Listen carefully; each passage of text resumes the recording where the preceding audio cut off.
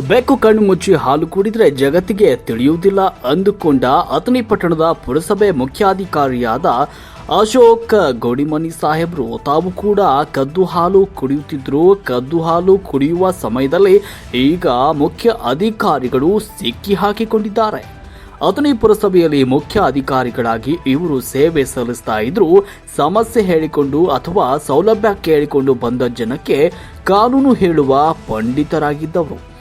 ನಾನು ಒಬ್ಬ ಸತ್ಯವನ್ನು ನಿಷ್ಠಾವಂತ ಮುಖ್ಯ ಅಧಿಕಾರಿ, ನನ್ನ ಸೇವೆ ಕಾನೂನಿನ ಚೌಕಟ್ಟಿನಲ್ಲಿ ಇರುತ್ತದೆ ಅಂತ ಸತ್ಯ ಹರಿಶ್ಚಂದ್ರನಂತೆ ಮಾತನಾಡ್ತಾ ಇದ್ರು ಈ ಕಾನೂನು ಪಂಡಿತ.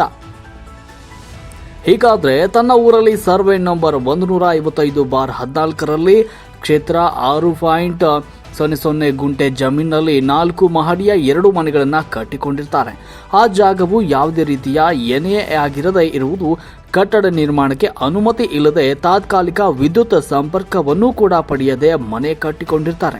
ಆದರೆ ಸರ್ಕಾರಿ ನಿಯಮಾವಳಿಗಳ ಪ್ರಕಾರ ಯಾರಾದರೂ ಸರ್ಕಾರಿ ನೌಕರರಾಗಿದ್ದು ಉನ್ನತ ಅಧಿಕಾರಿಯಾಗಿದ್ದರೆ ಜಿಲ್ಲಾಧಿಕಾರಿಗಳ ಪರ್ಮಿಷನ್ ಅನ್ನು ಪಡೆದುಕೊಳ್ಬೇಕು ಅನ್ನುವುದು ಯಾಕೆ ಈ ಕಾನೂನು ಪಂಡಿತರಿಗೆ ಗೊತ್ತಾಗಲಿಲ್ಲ ಅನ್ನುವ ಪ್ರಶ್ನೆ ಸಾರ್ವಜನಿಕರದಾಗಿದೆ.